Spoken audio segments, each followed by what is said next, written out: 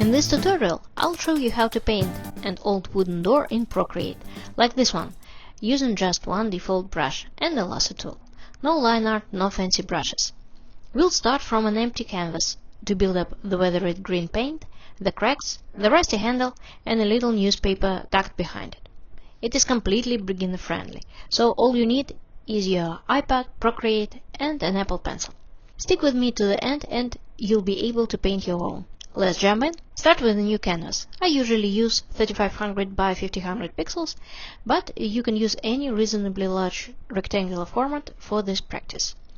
We are going to use the default Procreate Tamar brush, which you'll find under the painting section in the brush library. It's a lively, multi-purpose textured brush that will do all the painting tricks we need here. And that's the whole secret of this piece. One simple brush does all the heavy lifting. The trick that makes the door actually look old and weathered comes a little later, so stick around for a part. Let's get to the actual painting. I normally start a drawing with line art, but since we are working with a large symmetrical architectural element, I'll start with the Lasso tool instead. Make sure your lasso is in rectangular mode and create 3 separate rectangles on 3 different layers. This will be the base for our doors and the door frame. I'm going to paint an edged green door in a concrete frame, so I'll fill one rectangle with a cold green and use gray in 2 different tones for the rest. To fill the selection with color, just drag the selection color into the selected area. Turn on alpha lock on the green layer. Select the Tamar brush, choose a large brush size, and start overpainting the area. The upper part of the door will be in shadow, so the colors there will be darker. The lower part is a weathered area where the colors fade. Let's imagine this door has been repainted several times, so somewhere in the middle there will be patches of other tones. In my case, I used a colder and more saturated green, plus a brownish orange around where the lock will go on. We'll cover the bottom of the door with the beige tone. Don't worry about the patchy effect right now. We'll blend it over a little bit later. Follow the same procedure for the door frame.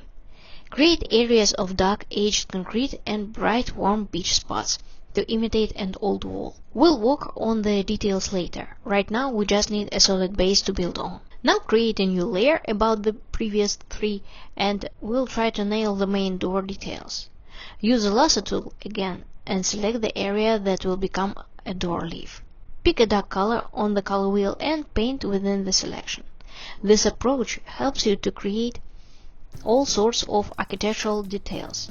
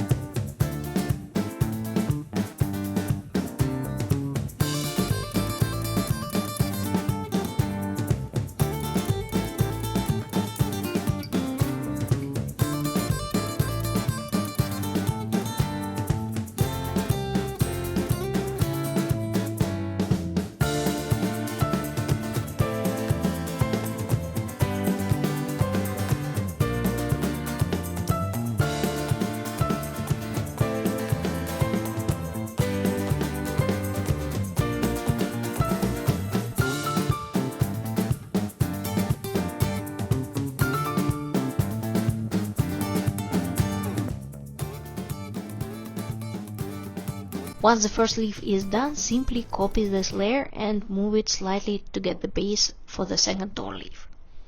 Later, I'll reduce the copy-paste effect and add more details and brushstroke variation to this area. Don't forget the cast shadows from the cornice and door frame. I use deep dark blue for the shadows here. Since it's a warm sunny day and lit areas of the door will be warmer. Try adding a freehand drawn dark gap between the doors and the tiles on the ground to create depth and separate them a little bit.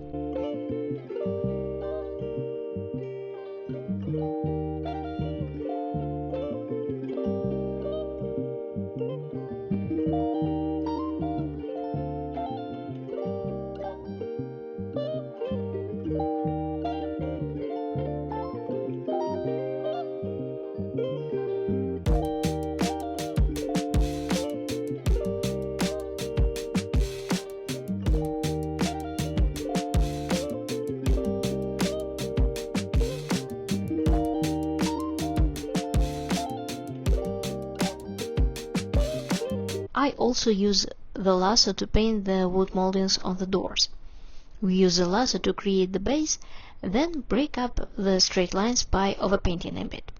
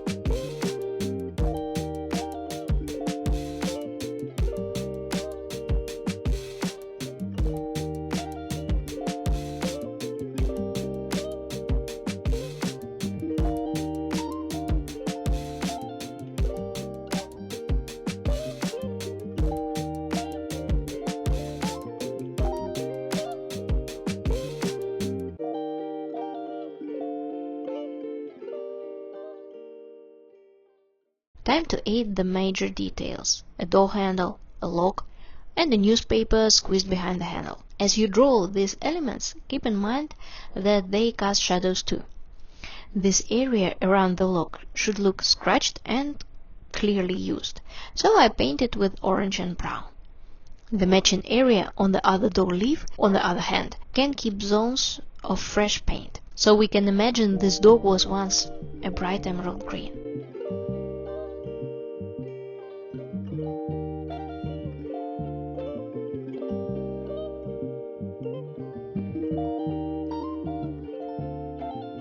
Here I keep explaining the level of details: house number, cracks, wood grains.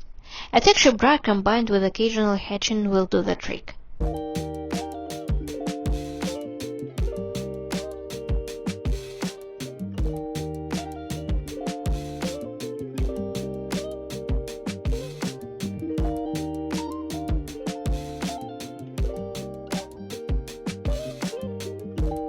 Polish the concrete frame a bit.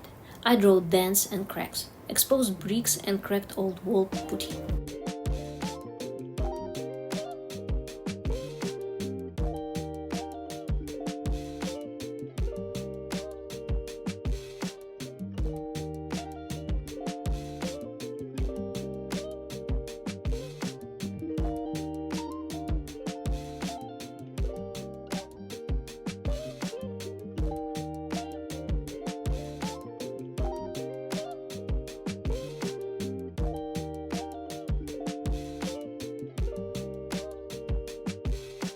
I also add a few nails and some bare paint-worn spots to the bottom of the doors, as if this area has been kicked many times by the household and its guests.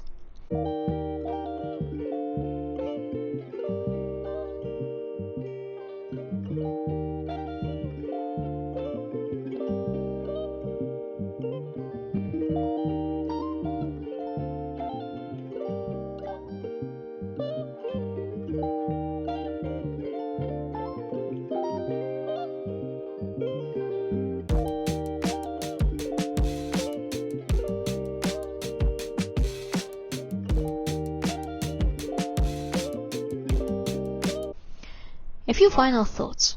Your door has personality because it's painterly, not because it's perfectly accurate. If you are after a more realistic painting, use real-life references. Don't try to imagine things that life has already created for you. Doors and walls are great practice for texture. These techniques you used here, the base color, shadow blocking, freehand line art, layered highlights, apply to most any textured surface. Stone, wood, fabric. A simple texture brush like the one I used here works perfectly. Save your reference photos. If you want to try a different style of door, real-life photos are an incredible source of inspiration. You can also check out my tutorial on painting wood texture if you're aiming for a more realistic wood effect. It's already on my channel. Stay tuned for more tutorials and time-lapse drawings. Thank you so much for watching. If you enjoyed this video, hit that subscribe button and see you in my next one. Cheers!